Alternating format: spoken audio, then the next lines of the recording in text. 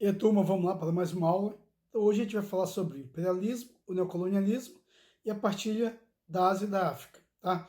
Então, a situação que ocorria na Europa nos anos 1850, ela não era muito favorável às duas potências emergentes, que era justamente a Alemanha e Itália, que se unificaram tardiamente e quando, né, chegaram em busca de novos mercados, já estavam quase todos dominados por diversos países, principalmente Inglaterra e França.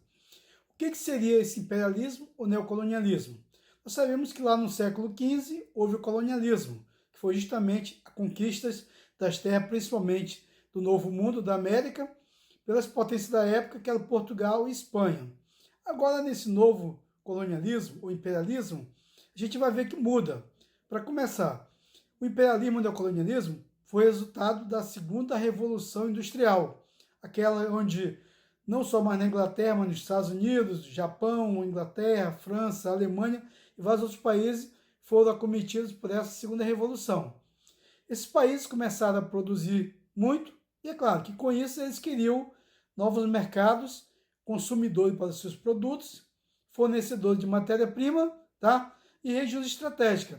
Então, para isso, eles partiram para esse imperialismo, tá? Que seria justamente conquistar essas regiões, dominando territorialmente, linguisticamente, né? Impondo sua força, tá?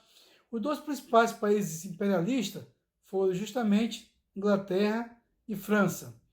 E os dois continentes mais afetados foram justamente Ásia e África, embora tenha ocorrido também na Oceania. Bem, qual foi a ideia lançada pelos europeus para fazer esse imperialismo e colonialismo? Aquela ideia de que o homem lá da África, lá da Ásia, ele era um bárbaro, ele não era civilizado. E o europeu, né, o eu, o poderoso, o maior, tinha a incumbência de ir lá civilizar esses povos, aproveitar os recursos naturais que eles não sabiam aproveitar. Então, se aproveitando dessas ideias, eles acabaram, né, partindo justamente para a conquista da Ásia e África, da dominação desse continente através do imperialismo. A gente vai ver que algumas inovações fizeram com que a produção aumentasse, né? Então a gente sabe que surgiu a questão da eletricidade, né? A energia do petróleo, descoberta lá nos Estados Unidos, né? Com essa força. E começou a surgir outras invenções, né? Como, por exemplo, a lâmpada elétrica de Thomas Edison, o telefone do Graham Bell, né? Que revolucionou os meios de comunicação. Então, tudo isso fizeram também com que a produtividade aumentasse e necessitasse desse novo mercado. E daí, justamente, a saída em busca desses novos mercados, principalmente na Ásia e na África. Não levando-se em conta, né, que ali já tinham povos com suas culturas, com seus idiomas, né, com suas etnias, não levaram nada disso em conta.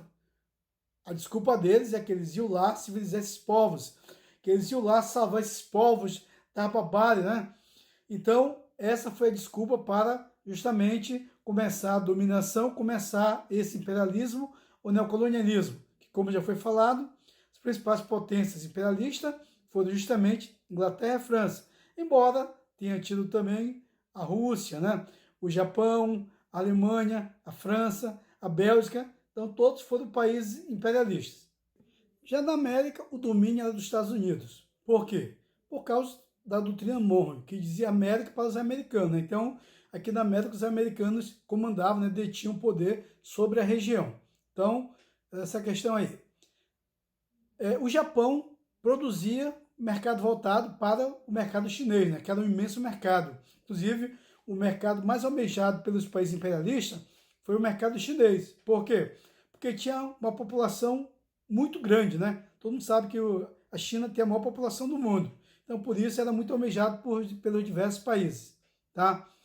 No final do século XIX, os países, então, né, com medo que houvesse uma guerra, conflitos e tudo mais, eles começaram a fazer política de alianças. E esse período também ocorre, né, é chamado de a paz armada. Ou seja, eles estavam em paz, mas estavam se armando, se preparando, porque caso houvesse uma guerra, eles estavam preparados. E foi o que acabou ocorrendo, né?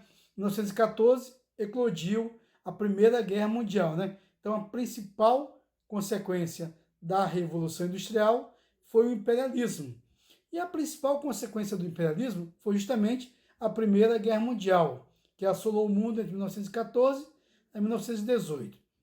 Mas, ainda dentro desse imperialismo, ocorreram alguns conflitos, né? Então vamos falar sobre o conflito entre China e Inglaterra, chamado Guerra do Ópio, que ocorreu entre 1839 e 1852. Por que ocorreu a Guerra do Ópio? O que era o ópio? Então, o ópio é uma droga fabricada a partir de uma planta chamada papoula. E os ingleses vendiam essa droga para os chineses. O governante chinês proibiu isso, né? Conversou para que eles não fizessem isso mais. Só que eles continuaram fazendo. Em função disso, os chineses se revoltaram, derramaram um carregamento muito grande de papoula, né, deles fora, causando um enorme prejuízo. Em função disso, os ingleses começaram uma guerra contra os chineses. Como eles tinham superioridade bélica, né, muito mais preparado, os chineses acabaram sendo derrotados. A Inglaterra venceu. E com isso foi assinado o Tratado de Nanquim, onde Hong Kong passava para o domínio inglês. E ainda tinha que ser aberto alguns portos da China justamente para a Inglaterra. Tá? Outra questão a gente vai ver é justamente a partilha da África. Então, a partilha da África ela foi decidida na Conferência de Berlim, né? Obviamente que ocorreu em Berlim, lá na Alemanha, e lá as potências se sentaram e resolveram, né, decidiram, né, demarcar as fronteiras que caberia para cada potência imperialista. E isso foi a partilha da África. Se levar em conta as etnias que ali haviam, as línguas, se um povo era inimigo ou não do outro. E isso acabou provocando os conflitos, né, que alguns deles perduram até hoje. Então, a partilha da África pelas potências imperialistas causou enormes estragos, né, enormes problemas para o povo africano, que é afetado com isso até hoje. Tá? Então, moçada, espero que tenham gostado da aula. Até a próxima.